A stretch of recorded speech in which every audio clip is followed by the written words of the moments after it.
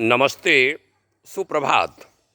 आज 25 नवंबर का युग ऋषि विचार श्रृंखला के 329वें चरण में आपका अभिनंदन।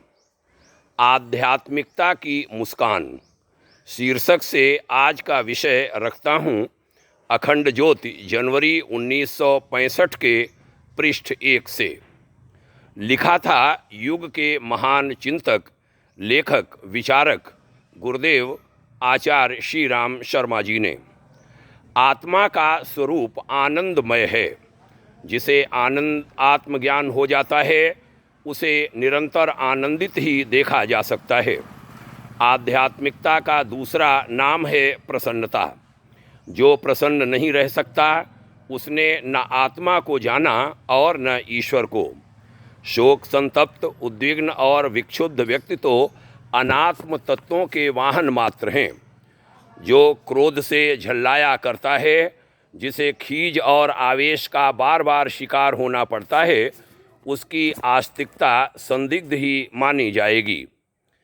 इस संसार में सब कुछ हंसने के लिए उपजाया गया है। जो बुरा है, अशुभ है, वह हमारी प्रखरता के लिए चुनौती के रूप में है। परीक्षा के प्रश्न पत्रों को देखकर जो छात्र रोने लगे उसे अध्ययनशील नहीं माना जा सकता। जिसने थोड़ी सी आपत्ति, असफलता और प्रतिकूलता को देखकर रोना धोना शुरू कर दिया, उसकी आध्यात्मिकता पर कौन विश्वास कर सकता है। प्रतिकूलता हमारे साहस को बढ़ाने, धैर्य को मजबूत करने और सामर्थ्य को विकसित करने आती है। सरल जिंदगी यदि संयत हो सके तो वह सबसे भद्दे ढंग की ही होगी, क्योंकि वह तो सरलतापूर्वक दिन गुजारता रहता है।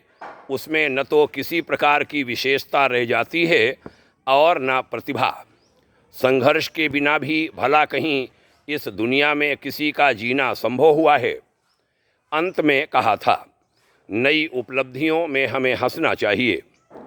अब तक जो मिल चुका उससे संतोष व्यक्त करना चाहिए और भविष्य की शुभ संभावनाओं की कल्पना करके सदा प्रमुदित होते रहना चाहिए।